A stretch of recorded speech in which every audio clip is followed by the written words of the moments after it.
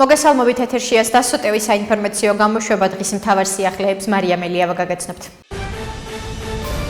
საქართველოს პრემიერ-მინისტრი ირაკლი კობახიძე საუდის არაბეთის განვითარების ფონდის აღმასრულებელ დირექტორს შეხვდა. ამის შესახებ ინფორმაციას მთავრობის ადმინისტრაცია ავრცელებს.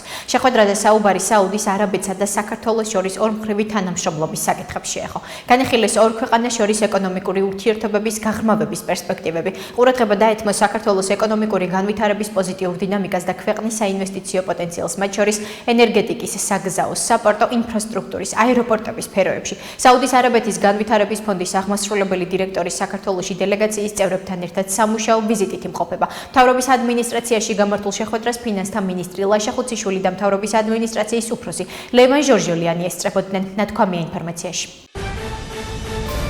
საქართველოს პროკურატურამ განსაკუთრებით დიდი ოდენობით ნარკოტიკული საშუალების უკანონო შეძენა შენახვის რეალიზაციის მომზადების და მცდელობის ფაქტებზე ერთ პირს ბრალდება წარუდგინა. ინფორმაციას საქართველოს პროკურატურა ავრცელებს. უწყების ცნობით შინაგან საქმეთა სამინისტროს მიერ ჩატარებული გამოძიებით დადგინდა, რომ ბრალდებული უკანონოდ ინახავდა განსაკუთრებით დიდი ოდენობით ნარკოტიკულ საშუალებას და რეალიზაციის მიზნით სხვადასხვა ლოკაციებზე ათავსებდა. დაკავებულს ბრალდება საქართველოს სისხლის სამართლის კოდექსის 260 მუხლის მესამე ნაწილით წარედგინა, რაც სასჯელის სახით და ზომად 20 წლამდე ან უვადო თავისუფლების აღკვეთას ითვალისწინებს.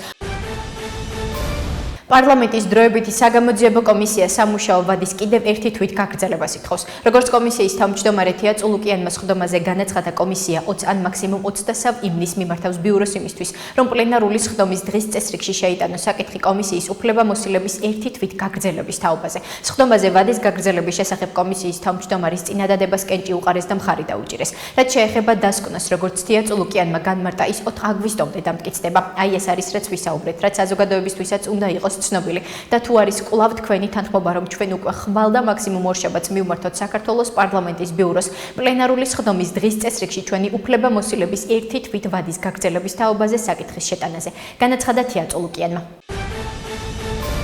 საქართველოს მეხუთე პრეზიდენტი სალომე ზურაბიშვილის სოლიდარობას უცხადებს იმ ორგანიზაციებს, რომლებიც მისი თქმით ანტიკორუფციული ბიუროს მხრიდან ზეწოლის მსხვერპლნი გახდნენ. ზურაბიშვილის განცხადებით, ნებისმიერი ქმედება, რომელიც არ უღებს პერსონალური ინფორმაციის დაცვის პრინციპს, წინააღმდეგობაში მოდის როგორც სამართლებრივი სახელმწიფოს, ისე დემოკრატიული სტანდარტების ძირეულ ღირებულებებთან. მისი თქმით, ანტიკორუფციული ბიუროს სადამსჯელო უწყებად იქცა. ნებისმიერი ქმედება, რომელიც არ უღებს ამ პრინციპს და ზეწოლას ახდენს მონაცემთა გასაჯაროებაზე, შეუთავსებელია სამართლებრივ სახელმწიფოსთან და დემოკრატიულ სტანდარტებთან. არც ერთი კანონი არ უნდა გამოიყენებოდეს კრიტიკული ხმებისა და დამოუკიდებელი სამოქალაქო სექტორის წინააღმდეგ, განაცხადა ზურაბიშვილმა.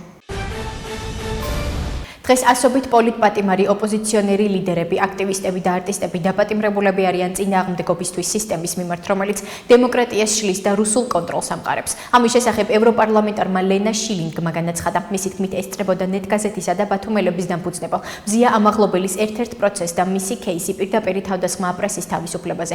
მზია ამაღლობელი პირველი და ერთადერთი ქართველი ჟურნალისტია, რომელიც როგორც პოლიტპატიმარია დაკავებული. მისი დაპატიმრება ცხადად პოლიტიკურია და მოგონილ ბრალდებებზეა დაფუძნებული. ის სამიზნეშია ამოღებული მინაიდანის სიმართლის მხარეს დგას და უარს ამბობს გაჩუმებაზე. დღეს ასობით პოლიტპატიმარი, ოპოზიციონერი ლიდერები, აქტივისტები და არტისტები დაპატიმრებულები არიან წინააღმდეგობისთვის სისტემის, რომელიც დემოკრატიას შლის და რუსულ კონტროლს ამყარებს, განაცხადა ევროპარლამენტარმა. მედიის თავისუფლება ზედმეტობის ნებისმიერი ფორმის დაშვებას არ ნიშნავს და არც ალიბია უცხოური ჩარევისთვის. ამის შესახებ ევროპარლამენტარმა ტიერი მარიანიმ ევროპარლამენტში განაცხადა, სადაც განიხილავენ საკითხს. მედიის თავისუფლება საქართველოში, განსაკუთრებით მზია ამაღლობელის кейსი. მისი თქმით, ქართველებს არ აქვთ საჭიროება ვინმეს ჩარევის არც ბრიუსელიდან და არც მოსკოვიდან. მზია ამაღლობელს ასამართლებენ, ვინაიდან 12 იანვარს მან სილა გააცნა პოლიციელს და მის ქვეყანაში მას განსჯის ხალხი, რომელიც მის სასამართლო პროცესშია ჩართული. ერთ წელზე ნაკლებ პერიოდში დავინახეთ მეორებითი ჩარევები. ისეთი ჩარევები, როგორცაც ქართველები 12 წელია განიცდიან. გვაქვს არასამთავრობო ორგანიზაციები, რომლებსაც უცხოური ინტერესები აფინანსებს და მათი იქ ყოფნის ერთადერთი მიზანი საქართველოს დესტაბილიზაციაა. ქართველებს არასდროს ერიდებოდათ ეს და არასამთავრობო ორგანიზაციები არასდროს მალავდნენ იმას, რომ მთავრობის დესტაბილიზაციას საქართველოს სახელმწიფო პოლიტიკური თანამდებობის პირის შეურაცხყოფის საქმეზე კოალიცია ცვლილებისთვის ერთ-ერთი ლიდერი ელენე ხოშტარია სასამართლო 4000 ლარით დააჯარიმა. აღნიშნული გადაწყვეტილება მოსამართლე დავით თეთრაულმა მიიღო. მოსამართლის გადაწყვეტილებითვე ელენე ხოშტარია 3 წლით იარაღის ტარების უფლებაც ჩამოერთვა. პროცესს არ დასწრებია არც ელენე ხოშტარია და არც მისი უფლებადამცველი.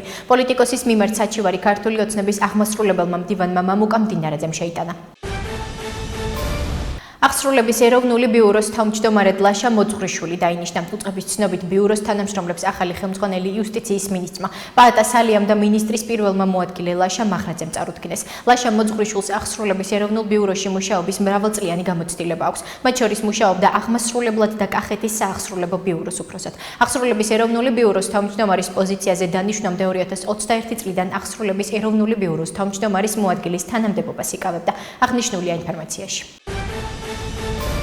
საქართველოს სახალხო დამცველმა ლევან იოსელიანმა ომბუდსმენების საერთაშორისო სიმპოზიუმში მიიღო მონაწილეობა, რომელიც აზერბაიჯანის ომბუდსმენის საბინა ალიევას ორგანიზებით ბაქოში გაიმართა. ინფორმაცია სახალხო დამცველის აპარატი ავრცელებს. მათივე ცნობით სიმპოზიუმის თემა იყო კანონის უზენაესობის გაძლიერება, ომბუდსმენებისა და ეროვნული ადამიანის უფლებათა ინსტიტუტების როლი, მაღალი დონის შეხვედრაზე ადამიანის უფლებათა ეროვნული ინსტიტუტების, ევროპული ქსელის წევრი, აზია, აფრიკისა და აღმოსავლეთ ევროპის ომბუდსმენებმა კონსტიტუციური უფლებების აღსრულებისა და ყველასთვის სანაბარი უფლებების უზრუნველყოფის საკითხებზე ისაუბრეს. საერთაშორისო თანამშრომლობისა და ლტოლვილთა უფლებების დაცვის გამოწვევები და საუკეთესო პრაქტიკა განიხილეს. ნათქვამია ინფორმაციაში.